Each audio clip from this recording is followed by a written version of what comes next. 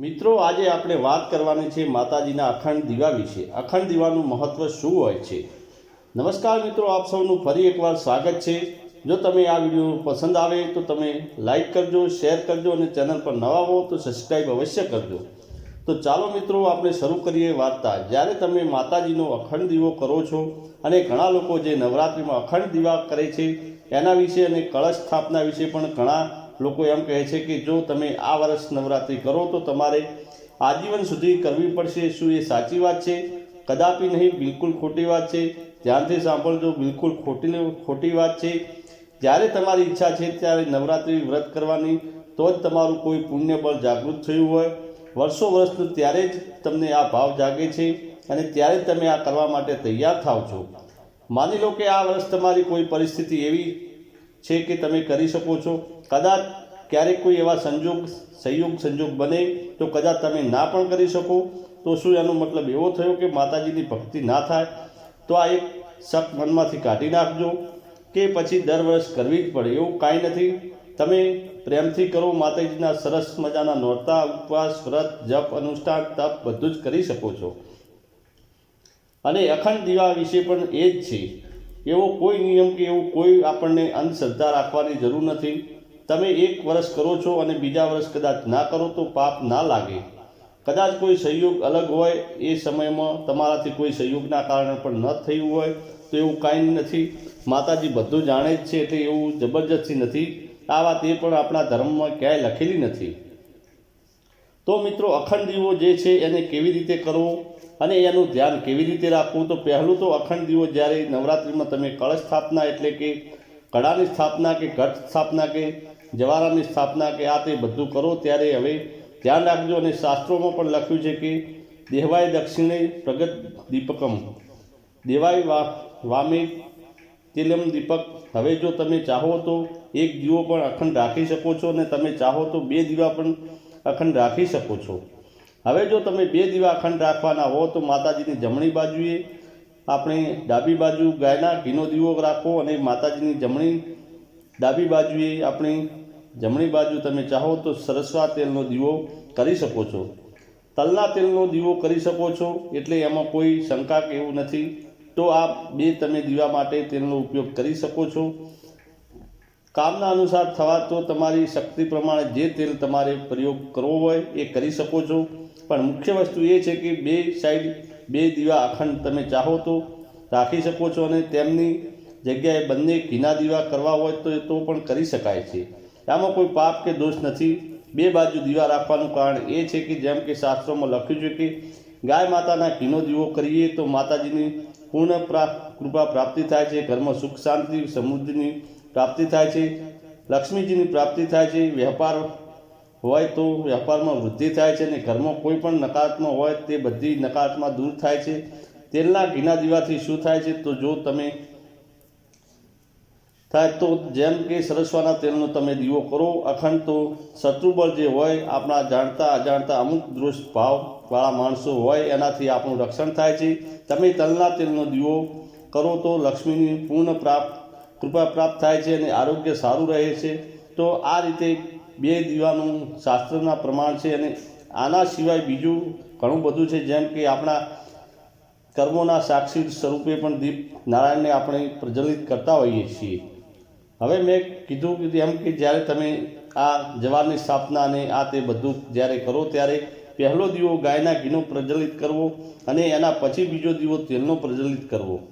હવે એ દીવાઓનું ધ્યાન રાખવું કેવી રીતે? જો જ્યારે પણ તમે એમાંથી વાટ બદલો ત્યારે ચાહો તો તેલનો દીવો હોય કે ઘીનો દીવો હોય, જો તમે વાટ બદલો તો તેને નાનકડા કુડિયામાં એક એક્સ્ટ્રા દીવો કરવો। જ્યારે તમે વાટ બદલો અને કદાચ અજાણતાથી જો ઓલવાઈ જાય તો તેમાં મનમાં કોઈ વ્યામ ન રાખો કે મારાથી આ દીવો ઓલવાઈ ગયો અને અખંડ નહોતો રહ્યો, એટલે તમે જ્યારે પણ એ દીવાની વાટ બદલવાના હોય કે એ દીવામાં કંઈક આગું પાછું તમને એવું લાગતું હોય ત્યારે એક દીવો એક્સ્ટ્રા કરવો, જેથી કરીને દીવો અખંડ ગણતરીમાં ગણાશે। પછી જ્યારે અખંડ દીવો તમે સરખો કરી દો પછી પેલામાં માપનું જ ઘી કે માપનું તેલ પૂરવું, જ્યાં સુધી તમે દીવા સરખા કરતા હોય એટલામાં પછી કોઈ દોષ લાગશે નહીં। જ્યારે તમે ઘીનો દીવો સરખો કરતા હો તો ઘીનો દીવો કરવો, કુંડિયામાં કરવો, પ્રજ્વલિત કરવો. જ્યારે તમે તેલનો દીવો સરખા કરતા હો ત્યારે તેલનો એક દીવો એક કુંડિયામાં પ્રજ્વલિત કરવો.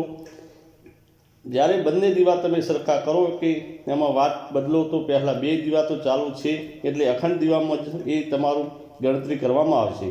અને ખાસ વાત, તમે એકવાર દીવો જ્યાં મૂક્યો ને ત્યાં સુધી એનો પ્રત્યેક કરવાનો કે એને દીવાને પછી 9 દિવસ સુધી ત્યાંથી હટાવવો નહીં.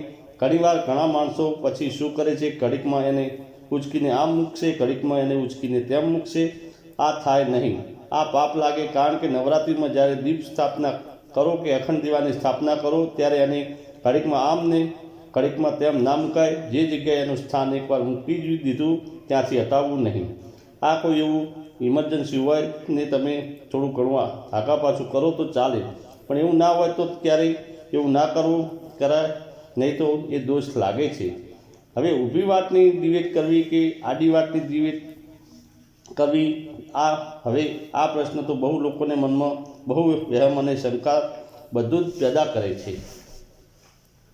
હવે જુઓ, ધ્યાનથી સાંભળો. શાસ્ત્રમાં કોઈ પણ જગ્યાએ આ શબ્દોનો પ્રયોગ કરેલો જ નથી કે ઉલટી ઊભી વાતનો દીવો કરવો કે આડી વાતનો દીવો. તમે વિચારો કે તમે ઊભી વાતનો દીવો કરો, જેની જ્યોત ક્યાં જશે? ઉપર આકાશ તરફ જશે. તમે આડી વાતનો દીવો કરો તોય આકાશ તરફ જ જવાની, તો અંતે વાત છે તેની જ્યોત ઉપર જ જાય છે, આકાશમાં જાય છે. પણ આડી વાતનો દીવો કરવાનું કારણ શું છે કે જ્યારે આપણે લાંબા સમય સુધી દીવાને કન્ટિન્યુ, જેમ કે અખંડિત દીવો હોય તો આપણે લોંગ ટાઈમ રાખવાનો હોય, 9 દિવસ સુધી કે 2-3 દિવસ સુધી ઘણીક વાર આપણે રાખતા હોઈએ છીએ. તો જ્યારે આડી વાત હોય એમાં તમે લંબાઈ નક્કી ન કરી શકો, એની કેટલી લાંબી વાત રાખવી. જ્યારે ઊભી વાતમાં લંબાઈ ના હોય, ઊભી વાતમાં તો જો જેટલી ઊભી વાત હોય એટલી જ જેવી પતવા આવે એટલે ઓટોમેટિક દીવો રામ થઈ જાય છે. એટલે એની પાછળ એવું કોઈ અંધશ્રદ્ધા રાખવી નહીં કે આડી વાત કે ઊભી વાત. હા, હું એ જરૂર કહીશ કે કોઈ જગ્યાએ રીતિ રિવાજ તમારા વર્ષોથી કે ઘરમાં ચાલતા હોય એ તમે ફોલો કરી શકો છો. બાકી શાસ્ત્રોમાં આ બધી વસ્તુ નથી. જ્યારે અખંડ દીવાની સ્થાપના કરો નવરાત્રિમાં, ત્યારે પહેલો દીવો હંમેશા ઘીનો પ્રજ્વલિત કરવો અને ત્યાર પછી બીજો દીવો તેલનો પ્રજ્વલિત કરવો. જ્યારે પણ તમે દીવો પ્રજ્વલિત કરો છો ત્યારે દીપ નારાયણ ભગવાનને જે અર્પણ કે બોલવામાં આવતો શ્લોક હોય, જેમ કે આપણે બોલીએ છીએ કે ઓમ શુભમ કરતો કલ્યાણી આરોગ્યદમ ધમ સંપદા શત્રુ બુદ્ધિ વિનાશે દીપ જ્યોતિ નમોસ્તુતે. એટલે પ્રભુ શુભ કરોતું કલ્યાણ, શુભમ કરવાવાળું, કલ્યાણ કરવાવાળું, શુભ કરોતું કલ્યાણમ, આરોગ્ય ધન સંપદાય, અમારું આરોગ્ય સારું રાખે, ધન સંપત્તિ આપનાર, શત્રુ બુદ્ધિ વિનાશે, જેની બુદ્ધિ શત્રુ સમાન છે એ શત્રુ બુદ્ધિ વિનાશ કરો, શત્રુ બુદ્ધિ વિનાશે દીપ જ્યોતિ નમસ્તે. દીપની અંદર વસેલી જે જ્યોત છે તે એને હું નમસ્કાર કરું છું. એટલે તમે પોતે વિચારો કે દીવો કરવાનું મહત્ત્વ કેટલું બધું છે. અને જે રીતે પાછું બીજું પણ એક શ્લોકનું પ્રમાણ કહું કે અગ્નિ જ્યોતિ, રવિ જ્યોતિ, ચંદ્ર જ્યોતિ, તત્સવચમ ઉત્તમ સર્વ જ્યોતિનામ દીપોયમ પ્રતિગ્રહાંતમ. અગ્નિ જ્યોતિ એટલે કે જ્યારે યજ્ઞ કે અગ્નિ થતી હોય તો તેની જ્યોતિ ક્યારેય વધઘટ થાય, કારણ કે તમે ઘી કે જલતલ હોય એ રીતે ચાલે. રવિ જ્યોતિ અર્થાત સૂર્ય ભગવાનની જ્યોતિ, એ પણ જ્યારે બહુ વધુ હોય ત્યારે આપણને ગરમીમાં કેવું લાગે એવું થાય. અગ્નિ જ્યોતિ, રવિ જ્યોતિ, ચંદ્ર જ્યોતિ. તો ચંદ્રની જ્યોતિ જો સાંજે પ્રાપ્ત થાય અને એ પણ ક્યારેક ચંદ્ર દેખાય, ક્યારેક ચંદ્ર ના પણ દેખાય અને થોડીક જ્યોતિ પ્રાપ્ત થાય. અગ્નિ જ્યોતિ, રવિ જ્યોતિ, ચંદ્ર જ્યોતિ, તત્વ ઉત્તમ સર્વ જ્યોતિ નામ. આ ત્રણેય જ્યોતિમાં સર્વોત્તમ હોય છે તો એ દીપ નારાયણ ભગવાનની જ્યોતિ. કેમ કે દીપોમમ પ્રગતિ ગ્રહતમ કર્મ સ્થિતિ જ્યોતિ એક જ સારી હોય છે. અને જે ભગવાન દીપનારાયણ સ્વરૂપી, તો કહેવાનો અર્થ એ છે કે અખંડ દીવાનું દાન અથવા અખંડ દીપદાન અવશ્ય જો તમારે કરવા હોય તો તમે કરી શકો છો. દર વર્ષ કરવાની જરૂર નથી. અને ઘીનો દીવો જેટલું વધારે ઘરમાં ચાલે છે એટલું જ ઘરનું ખૂબ જ સારું કલ્યાણ થાય છે. તમે જુઓ, ઘણા વર્ષોથી અમુક જગ્યાએ અખંડ દીવો ચાલે છે અને એ જ જે જગ્યાએ અખંડ દીવો ચાલે છે એ એની પ્રગતિ તમે જોજો, એ જગ્યાની પ્રકૃતિ જોજો, એ ઘરની પ્રકૃતિ જોજો અને એ જે બધા ધામો છે એ બધા ધામોની પ્રગતિ જોજો કેટલી બધી છે. અવશ્ય અખંડ દીવો જેટલો વધુ ચાલશે ને એટલું જ પ્રગતિ પ્રજ્વલિત, એટલી જ પ્રગતિ અવશ્ય બહુ જ થશે. એટલે સમય અખંડ દીવો કરવો જોઈએ. અને નવરાત્રિમાં જ્યારે તમારે અખંડ દીવો કરવો હોય તો નીચે તમે માની લો કે ત્રિકોણ બનાવો, ત્રિકોણની વચ્ચે એક ટપકું કરો અથવા એક સ્ટાર હોય એ રીતે તમે તારો બનાવો અને એની ઉપર ઘીનો દીવો, એ રીતે બંને દીવા મૂકી શકાય. જનરલી એવું ના કરવું હોય તો જ્યારે અખંડ દીવો કરવો હોય તેની નીચે તમે નાગરવેલનું પાન મૂકો, પાન ઉપર કંકુ ચંદનનો ચાંદલો કરો, થોડાક ચોખા મૂકો અને ફૂલની પાંખડી મૂકીને એની ઉપર પણ દીપ મુકાય. એવું ના કરવું હોય તો સીધો 2 અખંડ દીવા સરળ મૂકી એની આગળ નમસ્કાર કરીને એટલે કે પ્રણામ કરીને અને ફૂલ ચોખા મૂકીને નમસ્કાર કરવા કે જ્યાં સુધી અમારું આ નવરાત્રિનું વ્રત ચાલે, જ્યાં સુધી અમે માતાજીની પૂજા કરીએ, જ્યાં સુધી સકારાત્મક કરીએ, અનુષ્ઠાન આદિ કરીએ, એ દીપ નારાયણ તમે પ્રજ્વલિત રહેજો. અને જે રીતે તમારું કામ છે એ અંધારાને દૂર કરીને અજવાળું આપવું, એ જ રીતે અમારા જીવનમાં સુખ શાંતિ રૂપી અજવાળું આપજો અને દુઃખ કલેશ રૂપી જે દુઃખ છે એને દૂર કરજો. બસ આ રીતે પ્રાર્થના કરવાની અને અખંડ દીવો તમે કરી શકો છો. હવે જ્યારે નવમા દિવસે નવરાત્રિ પૂરી થાય પછી વિસર્જન કેવી રીતે કરવું, વિદાય કેવી રીતે કરવી અખંડ દીવાની, તો ચિંતા કરવાની જરૂર નથી. 9મા દિવસે પણ જો દીવો પ્રજ્વલિત હોય તો પછી ફરીથી એમાં ઘી પૂરવાની જરૂર નથી. 9મા દિવસે એટલે કે નવરાત્રિ પૂરી થાય અને જ્યારે 10મો દિવસ, 10મી તિથિનો જ્યારે ઉદય થાય એટલે માની લો કે 10મા દિવસનો જ્યારે સૂર્ય ઉદય થાય ત્યાં સુધી એ દીવો અખંડ રાખવો. પછી એમાં ઘી કે તેલ આદિ પૂરવાની જરૂર નથી, એની જાતે જ રામ થઈ જાય. બસ જ્યારે 9મો દિવસ હોય ત્યારે 9મા દિવસની સાંજે સંધ્યાકાળે રાત્રે ખાલી પ્રાર્થના કરવાની કે હે દીપ નારાયણ, કારણ કે આપણે એને શું કહીએ કે દીપ નારાયણ દીવાને પણ નારાયણ સ્વરૂપ માનીએ છીએ.